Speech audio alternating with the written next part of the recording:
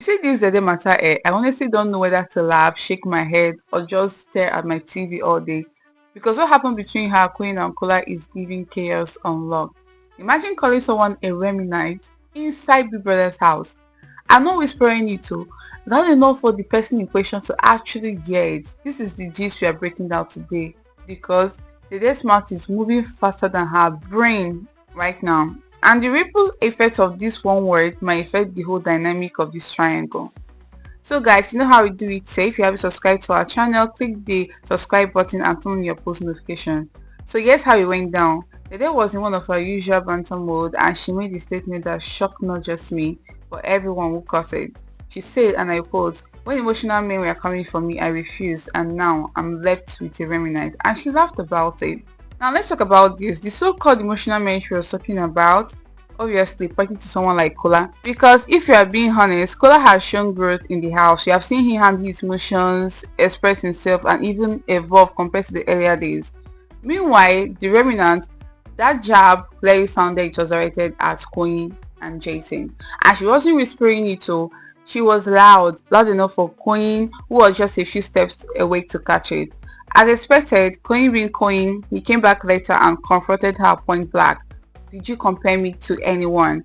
And what did Dede do? She denied it flat out. She said no. She even tried to brush it off by claiming she and Mide were talking about life in general. But come on now, let's be honest, that's not true. This is where I really want to talk because honestly, Dede has a pattern. She said things without filtering and then later tried to either than play it or pretend it was not that deep. We've seen it before when she called the guys fishes in the house. She had issues with them and now after trying to patch things up, she still goes and drops another bomb like Remnant. Okay, now let me be fair. Maybe she thought it was a joke. Maybe she felt comfortable enough to throw that line because she didn't see it as a big deal. But whether intentional or not, words carry weight. And the fact that she said it while Koyin was literally nearby makes it more deliberate. You can't say something like that so loudly and the later are like you were discussing life with Mide. No, that's not adding up. Let's not forget that Mide was right there, following the conversation. Mide had earlier asked Dede about her and Bright like who likes who more. And Dede wisely trying to avoid stepping into that trap. She said both of them just enjoys each other's company. And if you start analyzing who likes who more, it becomes awkward. And she was right on that. But then we did push further and say sometimes it feels like she likes Bright more. Anyway, I don't know what Mide's feeling is telling her, but guys, what do you think? Who do you think likes each other more? Is it Bright or Mide? Let me know your thoughts in the comments. So let's get back to the main gist. Koyin is someone who plays this I don't care game a lot. He has feelings, but he hides them behind banter and playfulness. So when he heard Remnant, of course, he hit him. That's why he circled back and asked her. But did they deny it? Which to me is worse because if you are bold enough to say something, why not own it? Why deny it? It makes her look like she's not in control of her words or that she doesn't care about the consequences. And that's where the problem lies. Because you can't be telling these guys 1 minute that you want peace and the next minute you're throwing around disrespectful tags. Now let's get back to Kola because I feel like it's the real key in all of this. Dede herself pointed out that Kola has grown emotionally in the house and honestly I agree. He's shown maturity, he's being dependent and clearly there's some chemistry between them.